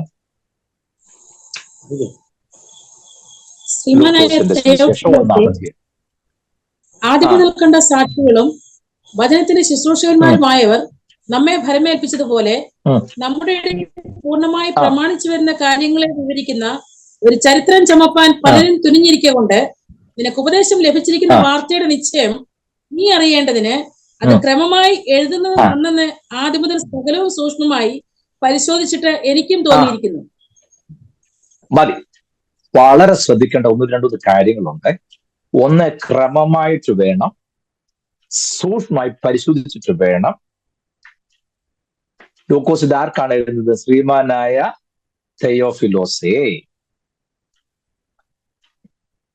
എന്ന് പറഞ്ഞു തുടങ്ങിയ അവിടെ തുടങ്ങുമ്പോ പറഞ്ഞ ഒരു വാചകം ഒന്ന് ശ്രദ്ധിക്കുന്ന നല്ലതാണ്. എനിക്ക് ആ പദപ്രയോഗം അല്പം ഇഷ്ടം കൂടുതലായതുകൊണ്ട്, അല്ലാതെ ശ്രീമാനായ തെയോഫിലോസെ, ആദ്യം മുതൽ കണ്ട സാക്ഷികളും വചനത്തിന്റെ ശുശ്രൂഷകരുമായവർ നമ്മെ ഭരമേൽപ്പിച്ചതുപോലെ നമ്മുടെ ഇടയിൽ പൂർണ്ണമായി പ്രമാണിച്ചു വരുന്ന കാര്യങ്ങളെ വിവരിക്കുന്ന ഒരു ചരിത്രം. അത് ചമയ്ക്കാൻ പലരും തുനിഞ്ഞിരിക്കൊണ്ട് നിനക്ക് ഉപദേശിച്ചിരിക്കുന്ന വാർത്തയുടെ നിശ്ചയം നീ അറിയേണ്ടതിന് അത് ക്രമമായി എഴുതുന്നത് നന്നെന്ന് ആദ്യം മുതൽ സകലവും കണ്ടോ സൂക്ഷ്മമായി പരിശോധിച്ചിട്ട് എനിക്കും തോന്നിയിരിക്കും. എന്തോ ഇൻട്രൊഡക്ഷൻ എന്നെ പ്രിയരി. നമുക്ക് അതിൽ ഒരു ഇൻട്രൊഡക്ഷനകത്ത് തന്നെ ഈ പുസ്തകത്തിന്റെ ഇമ്പോർട്ടൻസ് മുഴുവൻ കിടപ്പുണ്ട്. ഞാനൊരു കാര്യം പറയാമേ, മുമ്പ് പറഞ്ഞിട്ടുള്ളതാണെങ്കിൽ ലൂക്കോസിനെ ഒന്ന് പരിചയപ്പെടുത്തിയിട്ട് നമുക്ക് മുന്നോട്ട് നീങ്ങാനായിട്ടാണ്. ഒരുപാട് കാര്യങ്ങളൊന്നും പറയാനായിട്ടല്ല. വിശുദ്ധ വേദപുസ്തകത്തിന്റെ എഴുത്തുകാർ 40 പേരോളമാണ് നമുക്കറിയാം. അതിൽ 39 പേരും യഹൂദന്മാർ. ഒറ്റൊരാളെ ഉള്ള ജാതിയിൽ നിന്നും വന്നു, ജെന്റൈൽ വേൾഡിൽ നിന്നും വന്ന ഒറ്റൊരാളെ. അതാരാണ്? ഈ ലൂക്കോസ്. ലൂക്കോസ് മാത്രമേ ഉള്ളൂ വിശുദ്ധ വേദപുസ്തകത്തിന്റെ 66 പുസ്തകത്തിന്റെ എഴുത്തുകാരിൽ യഹൂദനല്ലാത്ത ഒരൊറ്റ എഴുത്തുകാരൻ. ആരാണ്? ലൂക്കോസ്. ഈ സുവിശേഷം എഴുതിയിരിക്കുന്ന ലൂക്കോസ്. കണ്ടോ, ബാക്കിയുള്ളവരെല്ലാം യഹൂദ ബാക്ക്ഗ്രൗണ്ടിൽ ഉള്ളവരായിരിക്കെ ലൂക്കോസ് മാത്രം യഹൂദനല്ല. എന്നാൽ പിന്നീട് താൻ യഹൂദനായി കൺവേർട്ട് ചെയ്തു. He became a proselyte. Proselyte എന്ന് പറഞ്ഞാൽ ജാതീയ മാർഗത്തു നിന്നും യഹൂദനായി കൺവേർട്ട് ചെയ്യുന്നവരാണ് പ്രോസലൈറ്റ് എന്ന് പറയുക. കണ്ടോ, അങ്ങനെ നോക്കുകയാണെന്നുണ്ടെങ്കിൽ പിന്നീട് താൻ യഹൂദനായി മാറിയതിലൂടെ നമുക്ക് വേണമെങ്കിൽ പറയാം 40 പേരും യഹൂദന്മാർ തന്നെയായിരുന്നു പുസ്തകത്തിന്റെ എഴുത്തുകാർ. അതുകൊണ്ടാണ് ഇതൊരു ഹെബ്രൈക് ടെക്സ്റ്റ് ആണ് എപ്പോഴും പറയാൻ കാര്യം. മനസ്സിലാകുന്നുണ്ടോ? എന്നെപ്പോലെ ആളുകൾ ഒരുപാട് വിമർശനം കേൾക്കുന്ന ഈ ഒരു കാര്യത്തില് പുതിയ നിയമ ഗ്രീക്കിലാന്ന് പറയുമ്പോൾ അല്ല എന്ന് പറയുന്നതാണ് ഈ വഴക്കിനെല്ലാം കാരണം. ഓക്കെ, ഞാൻ അതെങ്ങനെ കിടക്കട്ടെ, ഞാനിപ്പോ ആ വഴക്കിന്റെ പുറകെ പോകാനായിട്ടല്ല.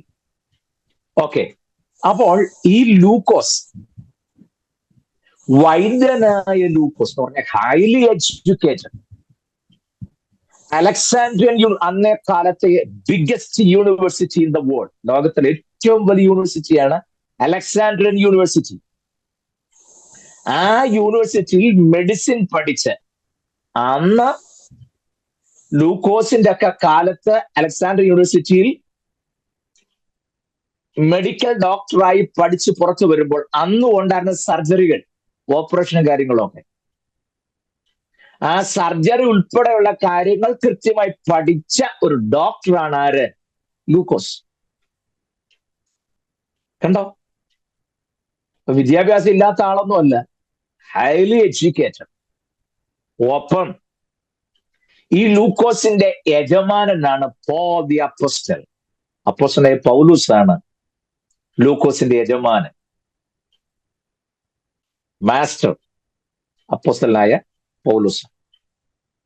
അതുകൊണ്ട് പൗലൂസ് യാത്ര ചെയ്ത ഇടങ്ങളിലൊക്കെ തന്നോടൊപ്പം ലൂക്കോസും ഉണ്ടായിരുന്നു. പക്ഷെ എന്നെ ഞെട്ടിക്കുന്ന കാര്യം അറിയാമോ, ലൂക്കോസ് ഒരിക്കൽ പോലും ഈ കാര്യം ഒരിടത്തും പറഞ്ഞിട്ടില്ല. പ്രത്യേകിച്ചും ലൂക്കോസിന്റെ സുവിശേഷത്തിന്റെ 2ാം വോളിയം, 2nd വോളിയമാണ് ബുക്ക് ഓഫ് ആക്ട്സ്, അപ്പോസ്തല പ്രവർത്തികൾ. അപ്പോസ്തോല പ്രവർത്തിയല്ല, അപ്പോസ്തല പ്രവർത്തികളാണ്. അപ്പോസ്തോല പറയരുത്, അപ്പോസ്തല പ്രവർത്തികളാണ്. അപ്പോൾ ആ അപ്പോസ്തല പ്രവർത്തികളിൽ ഒരിടത്തു പോലും ലൂക്കോസ് തന്നെ ഒന്ന് മെൻഷൻ ചെയ്യുകയോ ആ കാര്യം നടക്കുമ്പോൾ ഞാനും അവിടെ ഉണ്ടായിരുന്നെന്ന് പറയൂ ഒന്നും ചെയ്തതായി ഞാൻ കാണുന്നില്ല. നിങ്ങൾ അങ്ങനെ കാണുന്നുണ്ടെങ്കിൽ ഒന്ന് ശ്രദ്ധിക്കുന്ന നല്ലതായിരിക്കും കേട്ടോ. ഉണ്ടെങ്കിൽ it is very good and I M so happy. എനിക്കത്ര സന്തോഷമേ ഉള്ളൂ ലൂക്കോസ് അത് പറയുന്നത്. എന്നാൽ യജമാനനായ പൗലൂസിനെ എല്ലാ സന്ദർഭങ്ങളിലും പ്രൊജക്ട് ചെയ്ത് കാണിക്കുകയും പറയുകയും ചെയ്യുകയും ആ കാര്യങ്ങൾ ഭംഗിയായി നിർവഹിക്കുന്നതിൽ ലൂക്കോസ് തന്റെ എഴുത്തിൽ ഉടനീളം ശ്രദ്ധിച്ചിട്ടുണ്ട്. സുവിശേഷത്തിൽ അല്ലെങ്കിലും തന്റെ 2nd പാർട്ടായ അപ്പോസ്തല പ്രവൃത്തി എന്ന പുസ്തകത്തിൽ ആ രചന ഞാൻ തുടക്കത്തിൽ ഓർപ്പിച്ചിരുന്നു. ലൂക്കോസിന്റെ സുവിശേഷം വായിച്ചതിന് ശേഷം അപ്പോസ്തല പ്രവൃത്തികൾ കൂടെ വായിക്കണം, അപ്പോൾ മാത്രമേ ആ പുസ്തകം കംപ്ലീറ്റ് ആകൂ എന്ന് ഞാൻ മുൻപ് പറഞ്ഞു. നിങ്ങൾ ഓർക്കുന്നുണ്ടോ? 2ന്റെ എഴുത്തുകാരൻ ആരാണ്? ലൂക്കോസ് തന്നെയാണ്. അപ്പോൾ ലൂക്കോസിന്റെ സുവിശേഷം വായിച്ച് തീർന്നാൽ ഉടൻ തന്നെ അപ്പോസ്തല പ്രവൃത്തികൾ കൂടെ വായിക്കണം. അപ്പോഴേ ആ കണ്ടിന്യൂഷൻ, ആ കണക്ഷനും കിട്ടൂ. ഒരേ എഴുത്തുകാരനായ ഗുണമാണ് സെക്കൻഡ് പാർട്ട് എന്ന നിലയിൽ. ആ സെക്കൻഡ് പാർട്ടിന്റെ അകത്ത് തന്റെ യജമാനനായ മാസ്റ്ററായ അപ്പോസ്തലനായ പൗലോസിനെ വളരെ പ്രൊജക്ട് ചെയ്ത് കാണിക്കുന്നതിലും തന്റെ ശുശ്രൂഷയുടെ എല്ലാ തലങ്ങളും വെളിപ്പെടുത്തുന്നതിലും ഒന്നുപോലും വിട്ടുപോകാതെ അത് രേഖപ്പെടുത്തുന്നതിൽ ലൂക്കോസ് എന്ന ഗ്രന്ഥകാരൻ അതീവ ശ്രദ്ധ പുലർത്തിയിട്ടുണ്ട് എന്നുള്ള കാര്യം പറയാതിരിക്കാൻ ഒക്കെയില്ല. അത്ര ശ്രദ്ധനായ എഴുത്തുകാരനാണ് ലൂക്കോസ്. അപ്പോൾ ലൂക്കോസ് യഹൂദനല്ല, പിന്നീട് യഹൂദനായി മാറിയ വ്യക്തിയാണ്. ഹൈലി എഡ്യൂക്കേറ്റഡ് ആയിട്ടുള്ള വ്യക്തിയാണ്. താൻ ഒരു മെഡിക്കൽ ഡോക്ടറായി അലക്സാൻഡ്രിയൻ യൂണിവേഴ്സിറ്റിയിലെ പഠനം കഴിഞ്ഞ് പുറത്തു വന്ന മനുഷ്യനാണ്.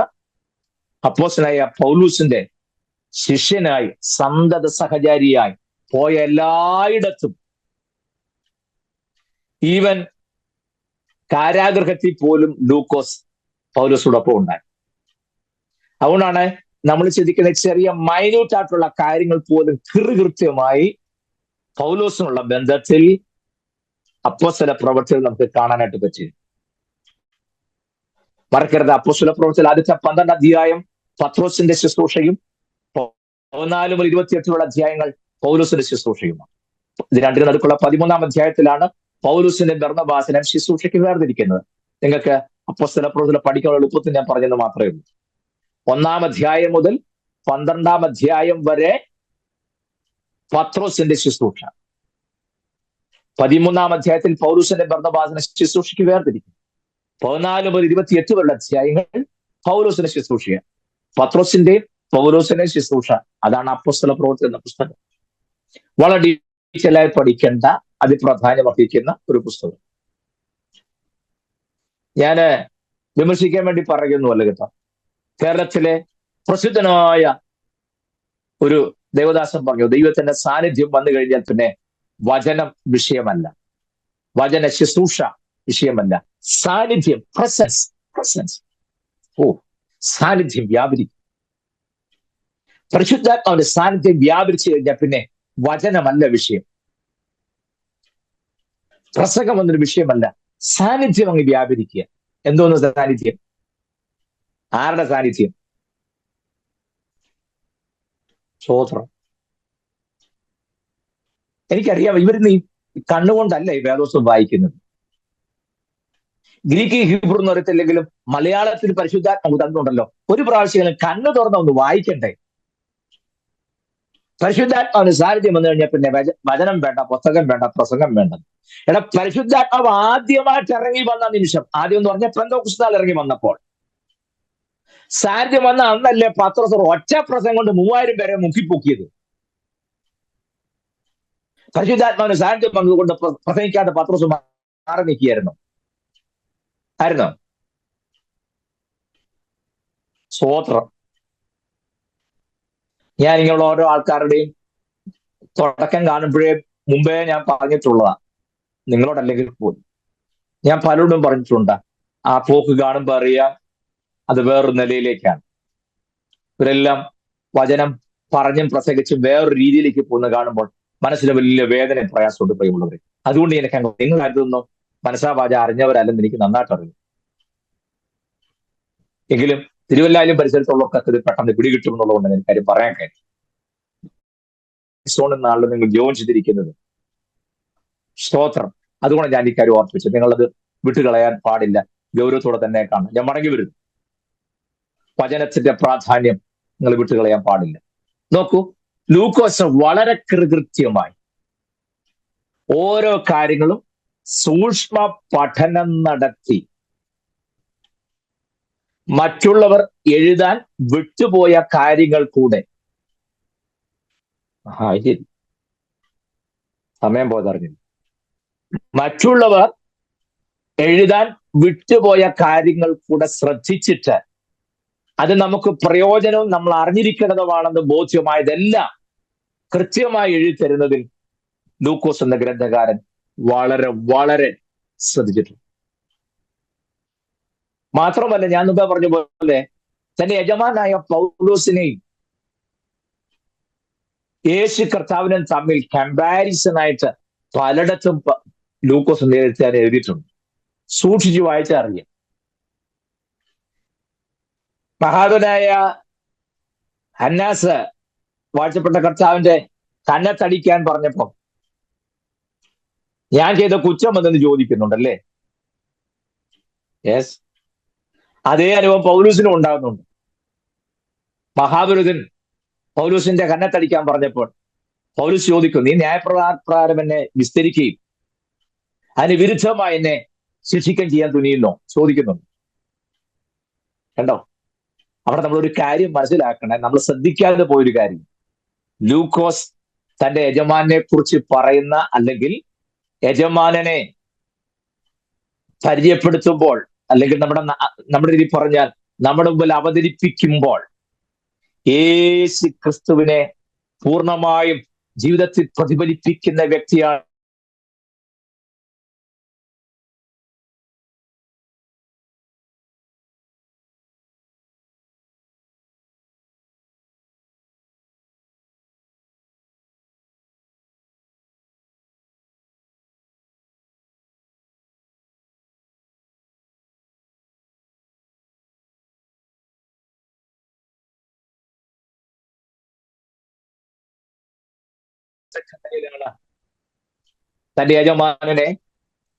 തന്റെ യജമാനനായ പൗലൂസിനെ അവതരിപ്പിക്കുന്നതിൽ ലൂക്കോസ് ശ്രദ്ധിച്ചിട്ടുണ്ട്. ഞാനൊരു കാര്യം പറഞ്ഞ് അവസാനിപ്പിക്കാം. ലൂക്കോസ് ഈ കാര്യങ്ങൾ എഴുതുമ്പോൾ അതിൽ എന്നെ അത്ഭുതപ്പെടുത്തിയ ഒരു രംഗം ഞാൻ പറയുന്നത് വരുന്ന ദിവസം പഠിക്കാനുള്ള ഒരു ഇൻട്രസ്റ്റ് ആയിക്കോട്ടെന്ന് ഓർത്താം. നമ്മുടെ വാഴ്ചപ്പെട്ട കർത്താവിന്റെ ജനനം സംബന്ധിച്ച്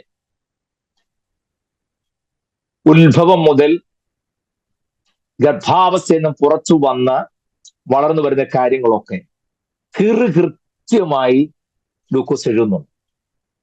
മറ്റ് സുവിശേഷന്മാർ അത്രത്തോളം ഡീറ്റെയിൽ ആയിട്ട് തരുന്നില്ല. അതിന്റെ കാരണം ലൂക്കോസ് എന്ന മനുഷ്യൻ വാഴ്ത്തപ്പെട്ട കർത്താവ് വളർന്ന ഇടത്ത് തന്നെ ചെന്ന് തൻ്റെ ഇഹലോകത്തിലെ അമ്മയായ മറിയെ നേരിട്ട് കണ്ടിട്ട് കാര്യങ്ങൾ മറിയ പറഞ്ഞാലല്ലേ ഇതെങ്ങനെ സംഭവിച്ചെന്ന് അറിയാനൊക്കും.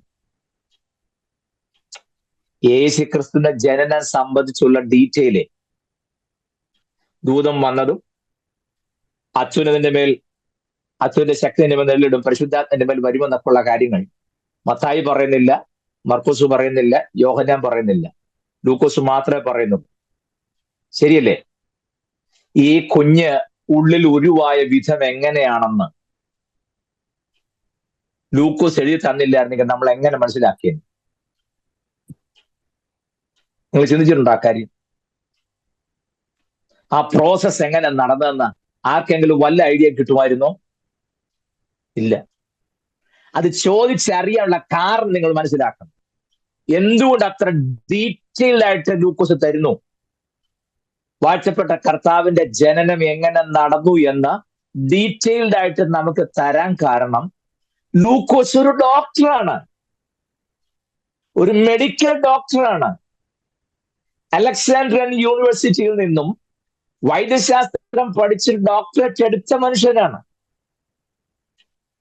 അപ്പൊ ഒരു കുഞ്ഞെങ്ങനെ ഉരുവാകുന്നു, അമ്മയുടെ ഉദരത്തിൽ എങ്ങനെയാണ് കുഞ്ഞ് ജനിക്കുന്നതെന്നും ഒക്കെ മറ്റാരെക്കാളും അധികം കൃത്യമായി ശാസ്ത്രീയമായി പഠനം നടത്തി അറിവ് നേടിയ ഒരു ഡോക്ടറാണ് ലൂക്കോസ്. അത്ര ബോധ്യമായോ? ആ ലൂക്കോസിന് വാഴ്ത്തപ്പെട്ട കർത്താവിന്റെ ജനനം എങ്ങനെ നടന്നു എന്ന് അറിയേണ്ടത് അത്യാവശ്യമാകുകയാണ്. താൻ അവിടെ ചെന്ന മറിയെ ഇന്റർവ്യൂ ചെയ്തു. മനസ്സിലാകുന്നുണ്ടോ? കൃത്യമായി കാര്യം ചോദിച്ചറിഞ്ഞ്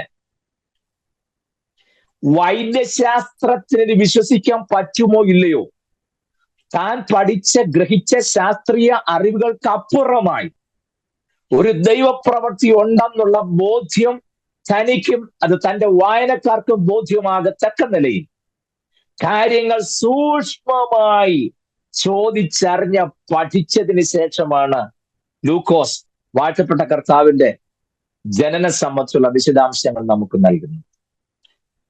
it is very very very interesting. ഞാൻ പറഞ്ഞ മനസ്സിലായോ? വെറുതെ ലൂക്കോസ് ഇത് എഴുതുകയല്ല. എങ്ങനെയാണ് ഒരു കുഞ്ഞ് ഉദരത്തിൽ ഉരുവാകുന്നതെന്നും ആ കുഞ്ഞിന്റെ ജനനം എങ്ങനെയാണെന്നും ഓരോ കാലഘട്ടത്തിൽ ആ കുഞ്ഞിന്റെ വളർച്ച എങ്ങനെയാണെന്നും എത്രാമത്തെ നാളിലാണ് വളർച്ച പൂർണ്ണതയിലെത്തുന്നതെന്നും ഒരു കുഞ്ഞിന്റെ ലൈഫ് സർക്കിൾ എങ്ങനെയാണെന്നും ഒക്കെ കൃത്യമായി ശാസ്ത്രീയമായി പഠിച്ച ഒരു ഡോക്ടറാണ്, വൈദ്യനാണ് ലൂക്കോസ്. അതുകൊണ്ട് തന്നെ കാര്യകാരണ സഹിതം ഇത് അവതരിപ്പിക്കുക എന്ന ലൂക്കോസിന് ഒഴിച്ചുകൂടാനാവാത്ത സംഗതിയാകയാൽ വാഴ്ത്തപ്പെട്ട കർത്താവിന്റെ ഇഹലോകത്തിലെ അമ്മയായ മറിയെ തന്നെ നേരിട്ട് കണ്ട് ചോദിച്ചറിഞ്ഞ് ഫസ്റ്റ് ഹാൻഡ് ഇൻഫർമേഷൻ ആണ് ലൂക്കോസ് നമുക്ക് തരുന്നത്, സെക്കൻഡ് ഹാൻഡ് ഇൻഫർമേഷൻ അല്ല. ക്ലിയർ ആകുന്നുണ്ടോ? So it is very very interesting. ലൂക്കോസ് പക്ഷെ പഠിക്കുക എന്നുള്ളത് അല്പം ത്രില്ല് വരുന്ന കാര്യമാണ്. ഞാൻ ഇന്ന് സമയം പോയതുകൊണ്ട് ഇന്നത്തെ ക്ലാസ് കൂടെ അവസാനിപ്പിക്കുന്നു. ദൈവം അനുവദിച്ചാൽ നമുക്ക് വെള്ളിയാഴ്ച വീണ്ടും ഇതിന്റെ തുടർന്നുള്ള വേദഭാഗങ്ങൾ ചിന്തിക്കുകയും പഠിക്കുകയും ചെയ്യാം. ഞാൻ എപ്പോഴും പറയാറുള്ളത് പോലെ ഏതൊരു പുസ്തകം വായിക്കുമ്പോഴും രണ്ട് പേഴ്സ്പെക്റ്റീവ് അതിനകത്തുണ്ട്. ഒന്ന് റൈറ്റേഴ്സ് പെർസ്പെക്റ്റീവ്, മറ്റൊന്ന് റീഡേഴ്സിന്റെ പെർസ്പെക്റ്റീവ്. എഴുത്തുകാരന്റെ വീക്ഷണഗതി എന്താണെന്നും അത് കേട്ട അല്ലെങ്കിൽ വായിക്കുന്ന വായനക്കാരന്റെ വീക്ഷണഗതിയും ഒക്കെ ഉള്ളിൽ വെച്ചുകൊണ്ട് വേണം എല്ലാ പുസ്തകങ്ങളിലൂടെ നമുക്ക് കയറിറങ്ങി പോകാൻ. ദൈവം അനുവദിച്ച ലൂക്കോസ് സുവിശേഷത്തിന്റെ തുടർന്നുള്ള വേദഭാഗങ്ങൾ നമുക്ക് വരും ദിവസങ്ങളിൽ പഠിക്കാം. കർത്താവ് നമ്മെ സമൃദ്ധമായി ധാരാളമായി അനുഗ്രഹിക്കുമാറാകട്ടെ എന്ന് ആത്മാർത്ഥമായി ദൈവത്തോട് പ്രാർത്ഥിക്കും. നമുക്ക് ഇന്നത്തെ ക്ലാസ് പ്രാർത്ഥിച്ച് അവസാനിപ്പിക്കാം. ദൈവം നമ്മെ അനുഗ്രഹിക്കട്ടെ. കേൾക്കപ്പെട്ട ദൂതിന് മുമ്പാകെ നമ്മെ തന്നെ സമർപ്പിക്കാം. ഈ വചനങ്ങളൊക്കെ കഴിഞ്ഞ ക്ലാസ്സിൽ ഓർപ്പിച്ചതുപോലെ നമുക്ക് കുറെ ഇൻഫർമേഷൻ കളക്ട് ചെയ്ത് പോവുക എന്നുള്ളതല്ല. നമുക്ക് ഇൻഫർമേഷൻ അല്ല ആവശ്യം, ട്രാൻസ്ഫോർമേഷനാണ്. നമ്മുടെ തലച്ചോറിനകത്ത് കുറെ ഇൻഫർമേഷൻ എങ്ങനെയും കുത്തി നിറയ്ക്കുക എന്നുള്ളതല്ല. നമുക്ക് ലഭിക്കുന്ന ഇൻഫർമേഷൻ അനുസരിച്ച് നമ്മുടെ ജീവിതം ക്രമപ്പെടുത്താൻ കഴിയണം. അതാണ് ദൈവം നമ്മൾ ആഗ്രഹിക്കുന്നത്.